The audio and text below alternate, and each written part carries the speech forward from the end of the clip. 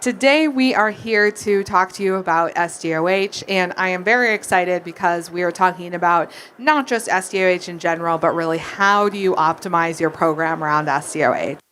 We have centered our thoughts around this idea that the vital components of an SDOH program are the data, the platform you use to store and share that data, and also the referral out to the community-based organization.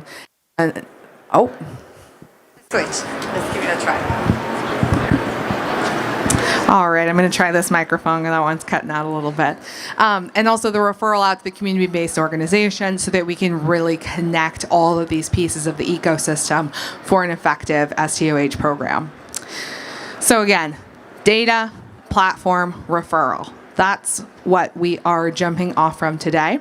And I am going to pass it to my colleagues to introduce themselves, and then we will go from there.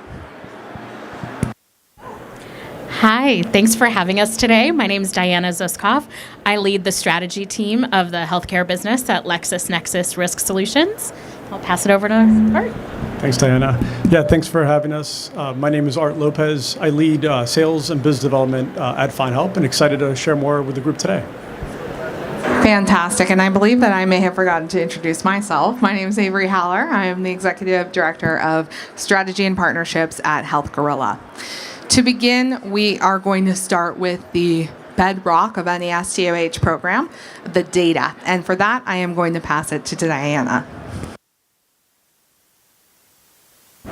All right, fantastic. So we'll tell you a little bit about the data. And first, to set the context, I like to explain why the individual context of data is so important. So if you're not familiar with LexisNexis, we're not the legal research engine. That's our sister company.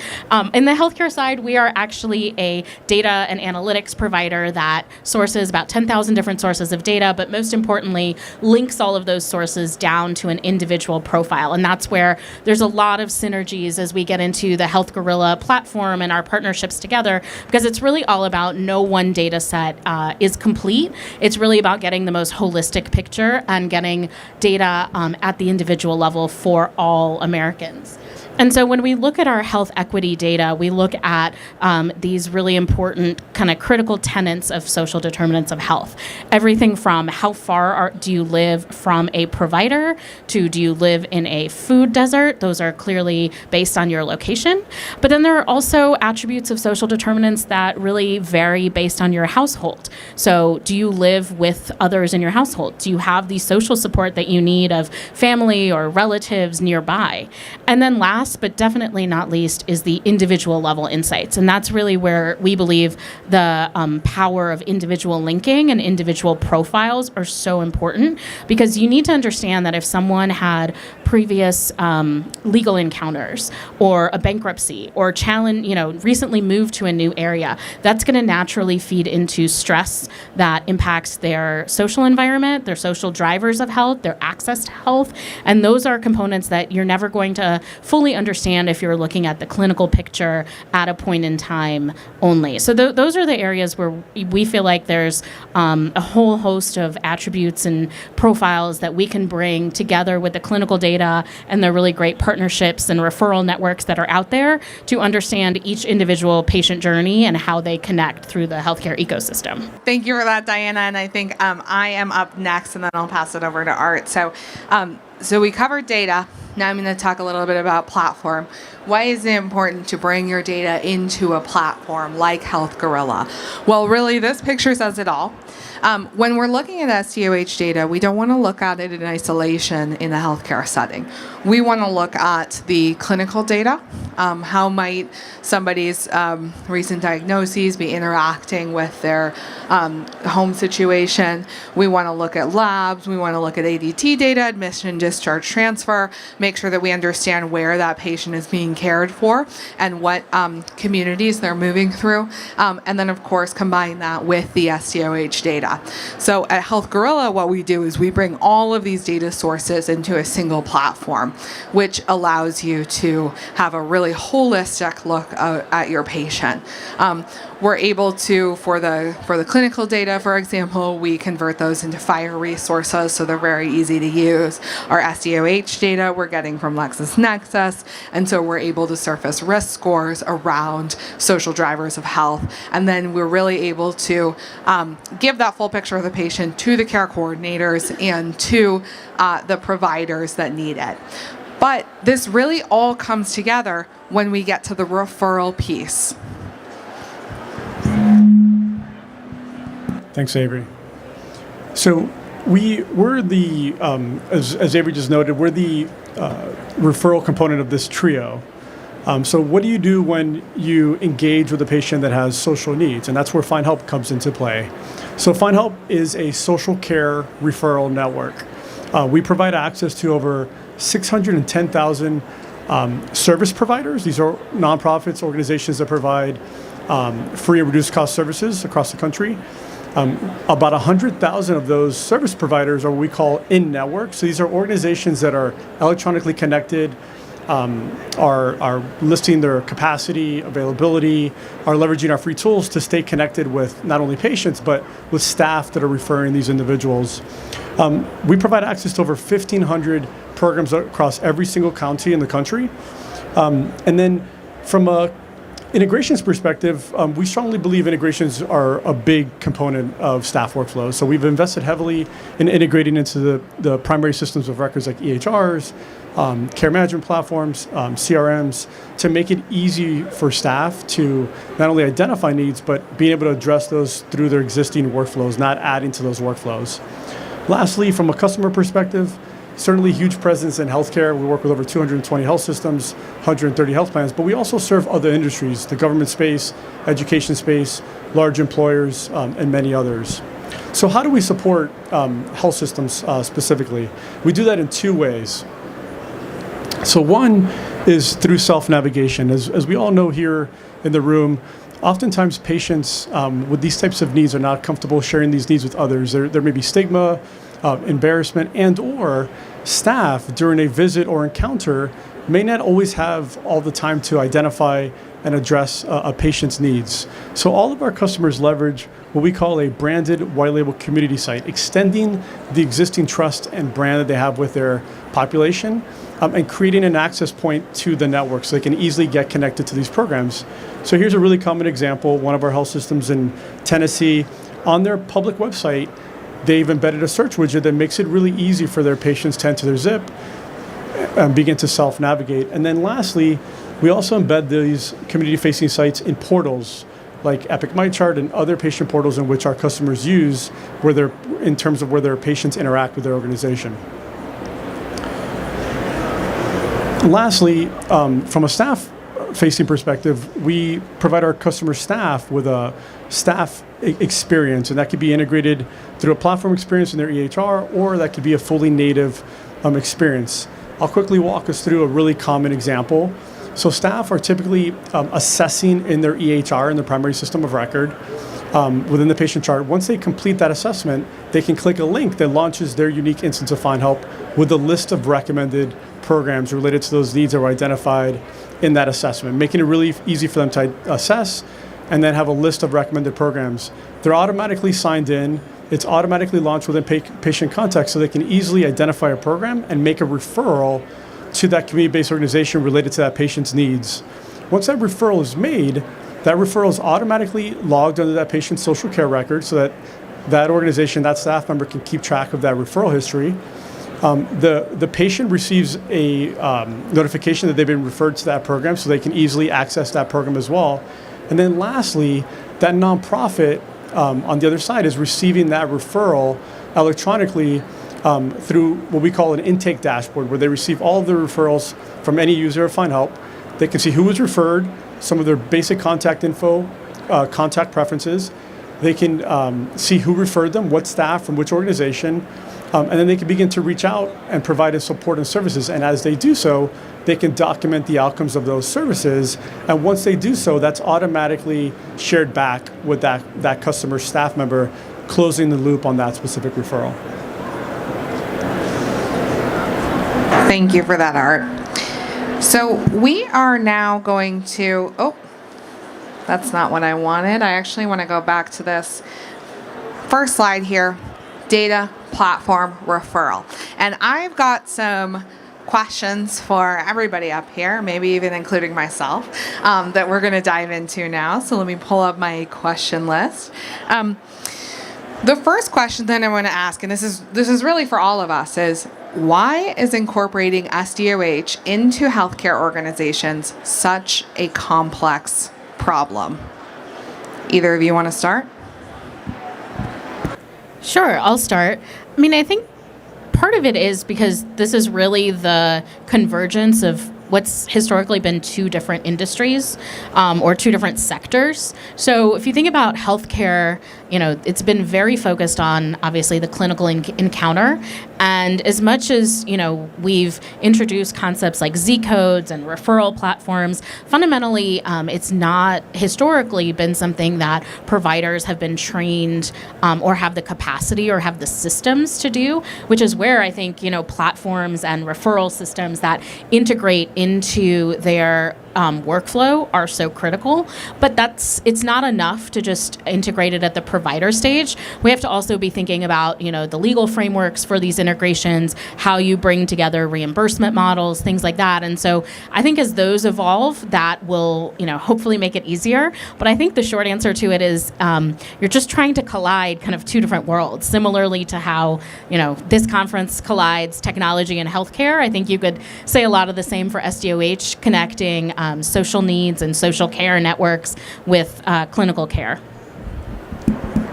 Yeah, and then what I would add, I think on the customer side, I think there's two key components that are critical to adoption, and that's training and integration. So if you don't integrate into their existing workflows, any type of staff will really have a hard time adapting any platform to make those referrals. So I think those are really important.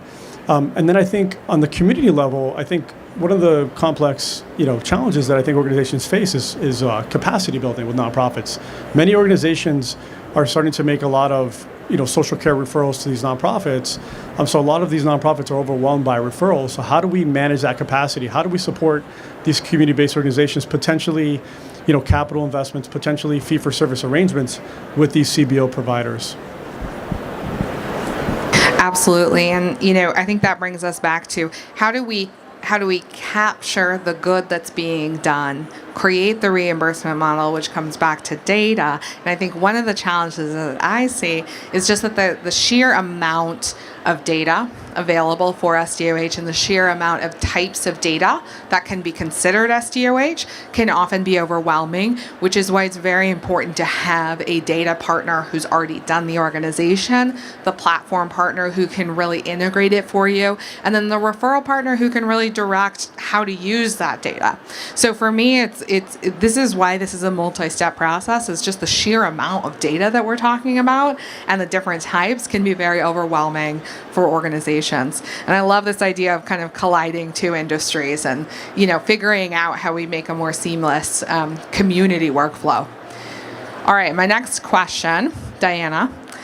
In designing LexisNexis's SDOH dataset, what considerations were most important? How can we get at the most relevant drivers for a person's health? That's a big question. And a really good one. So there's a couple key things that I think about when thinking about what data do you need for an SDOH program. And I start this conversation by saying something that I think actually Avery said one of the first times we started working together, which is there is no one data set that's going to provide you everything you need. And I firmly believe that with SDOH data, with clinical data, right? You need to look at the two together in concert. There's a couple of things that I think are really critical that we took as really purpose-built design when we thought about our SDOH data set. One is who do you have data on? So Avery brought up a critical point that sometimes we get overwhelmed with the amount of data. But one of the things that I think about, because my background's in public health, is disparities and gaps. So you can have very, very, very deep and rich data on people who regularly interact with a provider and are relatively relatively stable and have their social needs met, and next to nothing as it comes to data for people who have never engaged with a payer. They've never come into the primary care office. They're homeless and they've moved around fairly often. So one of the things that really we set out to do is create a data set that provides individual level drivers on everyone in the population. So we actually do have data on 283 million Americans, and that's a huge number. But when you think about it, that also allows you to see the baseline of where your population is, whether that's from a geography or a payer or a provider system, and really pinpoint what are those barriers to care that are preventing an individual we don't have data on from the clinical setting. Maybe they have a transportation situation. Maybe they don't have someone in their household to assist them with medication adherence. Without having the data on that, you wouldn't know that, right? And relying on kind of a point of care survey or an EHR assessment is great, but we also kind of have to think about that inverse, right? What happens when you don't have those things? So that was a key distinction we made. The other one I'll touch on briefly because I always get asked this is also legal context and framework. So I mentioned we have data on 280 something million Americans. How do we have that? What does that mean? What are the legal components of that? So when we were designing our SDOH data set, we really thought about what are the appropriate uses of this data for health equity needs. How do we ensure that we have ethical standards around that we go through a very detailed process of understanding how our customers are storing and using this data, how it's applied at the provider and at the patient level, and really a data governance model to manage that, because there is a lot of sensitivity around this data, and we need to make sure that we're very thoughtful stewards of it. Fantastic, thank you. Art, when you connect health and community organizations, how do you work with each side to make sure the referral program is successful? Yeah, great question. I think from our perspective, community engagement is a big part of this work. So what we try to be is as inclusive as possible with the network, meaning we don't only provide access to nonprofits that can receive referrals. We certainly still engage those organizations, they list their information, and they certainly provide a lot of support and services in the community, and our customers have the ability to document those outcomes as they're working with their patients and they learn if they receive those services. On the other end, there are many nonprofits that are very much interested in engaging with health systems, developing a unique workflow and documenting those outcomes. So we support those relationships through community engagement. So we partner with our customers' staff, typically a community liaison that works with our community engagement team to identify nonprofit partners that they already have relationships with.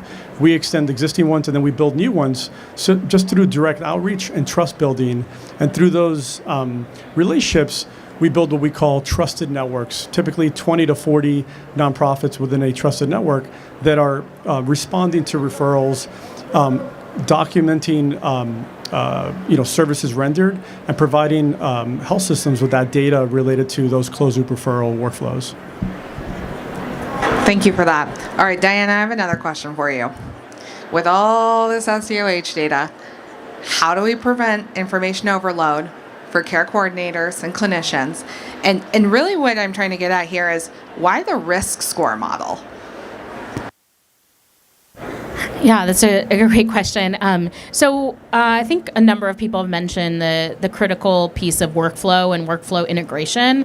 And so having mountains of data isn't meaningful if it doesn't tell you what to do with it. And that's where I love the partnership with FindHelp, because ultimately that last mile, how you present what you're doing based on that data is what makes the data valuable. And so, for us, we've structured risk scores that, predict specific risks, whether that's cost or engagement. But most importantly, we've also gotten that a level deeper, not only to say someone is high risk, but to identify the drivers that they make up that risk and are actionable enough to connect to a platform and a referral network. So I may have high cost of care risk because I move around frequently. And so as a result, I go on and off of different payers and I go on and off of different health systems. And so, that incurs a higher cost, but really what's driving that is my address instability.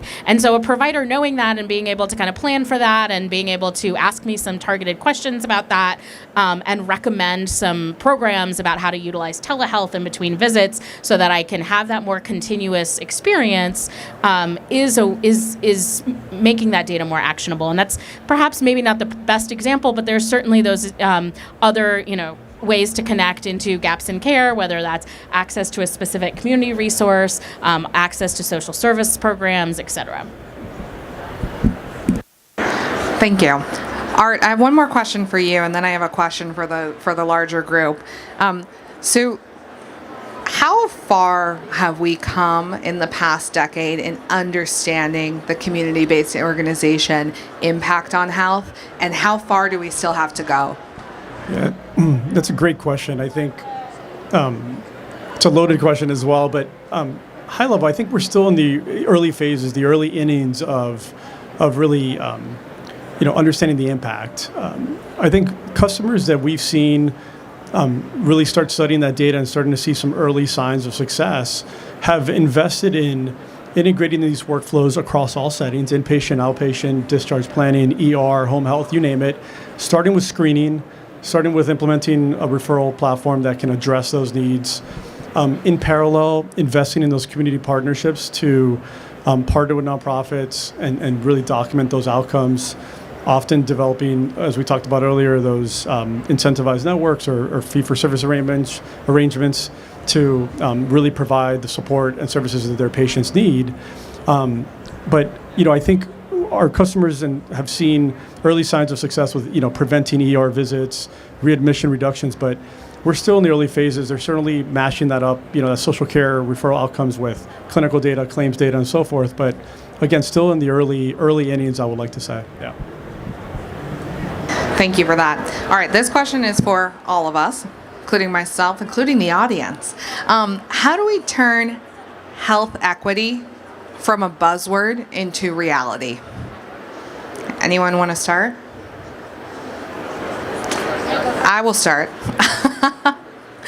So one of the things that I think is really important, as health equity has become this buzzword that, the industry talks about, is to think about the actual stepping stones that it takes to get there and not lose sight of individual patients that we're trying to look at. So we often talk at the population health level. I love population health. I also have a background in public health. But we need to look at these individual stories of how we actually achieve equal opportunity and health equity for folks. So for me, a lot of this looks like making sure that as we set up these programs, we have really strong evaluation methods to make sure that we're actually tracking the success of the equity that we're bringing. I do love that, digital solutions themselves often bring some inherent quality of health equity because the data exchange itself is able to actually allow the data to follow the patient and for patients to get the best care. That being said, equity doesn't happen by accident. It only happens intentionally. So that's really this is my soapbox, is that we can't lose track of the individual patients, and we need to build intentionality around health equity. And I can go next. I think from the social care referral platform perspective, I think one way we think about that is it's all about access, right? When you think about, equitable access. So I think making sure that patients in the community, in the healthcare setting, have access to all of the available programs related to any of their types of needs. And as we talked about earlier, doing it in a way that gives them dignity and ease, meaning if they want to self-navigate, they're not comfortable sharing that with someone else, give them the opportunity in any access point, whether it's through a portal, whether it's through a website, to do that. Maybe they're a caregiver. And then certainly when they're working with staff, giving staff the tools to give those patients, access to the programs that those patients may need as well. Well, you both took what I was going to say, which is I was going to say evaluation and access. So I'll add a third, which is kind of the intersection between the two, which is, I would say, continuous monitoring, right? So a lot of times I think we've done a good job of creating programs, right? Every payer and every health system has an equity strategy. We've got service vendors that everyone's contracted with. What I think is critical, and I think you touched on this with the access component, is there's access and then there's also adoption. And ultimately, monitoring that adoption is so critical to understand the equity component, because I don't think you can achieve health equity with a build it and they will come approach. And I do think that that's still an area that we have room to grow, I would say, because a lot of these programs are on the newer side, and so it's no small feat to stand them up. But it's also continuing to review them and really look at who's using them and disaggregating those outcomes, looking at components of gender and income and race, and what does that really mean for the adoption as well. Yes, and I just want to echo one more time, dignity of the patient, dignity of the person being at the center of everything that we do. Okay, given time, I have one more question for all of us. What is the first step that you suggest our audience take towards optimizing their SDOH program that may already be in place, or starting a new SDOH program altogether? So I'll start with this one, and I'm going to echo what I was just talking about. I would say evaluate where you are. So if you already have an existing program, take a look at who's using that program and who is not using that program. And what could you do to drive, what data do you need, or what insights can you understand about folks' barriers that could help drive engagement with that program? If you're starting a new program, how do you prioritize patients and engagement and outreach efforts to get that adoption of that program? So I think those are the two that I would focus on, and certainly utilizing data is a huge component of those. Yeah, and I totally agree, Diana. I would agree with the evaluation piece. I think the way that we think about social care is that it's important to really meet each setting where they're at, right? Some settings, discharge planning, ER, obviously social workers have a lot of experience for decades identifying and addressing needs. Let's make that more efficient for them, and let's start there. Other settings have very little experience, barely even screening for needs, so let's really meet them where they're at. Again, as I talked about earlier, I do think integration is a big part of that. The easier you make it, the more adoption you're going to get. And then what we've seen be extremely successful is start with a small part of your organization, and let's start with a part of the organization that's already leveraging these workflows. They can be champions of this work. They can really help other teams, other settings. They can kind of create that pathway for those organizations to help create adoption across the entire enterprise. And then lastly, I keep honing in on this, but community partnerships is really important. It takes time, takes a lot of trust building.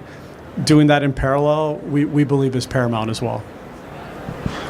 Fantastic. And one thing that I will just add is there has been obviously a lot of great work done in this. Even though, as Art said, we're still in the beginning of this, there has been a lot of great work done. There are a ton of great case studies from health systems all the way down to smaller clinics that can be used as inspiration for how to get started, and kind of how to get started in the smaller way before you go to the larger scale integration piece. But really, I think for me, I still echo what we sort of started with, which is that you have to figure out what your goals are, figure out what data you have, figure out how you can embed that into your existing platforms or what new platforms you might need to discover, and then make sure that you have these connections out to community-based organizations, as Art said. So with that, I would like to thank our panelists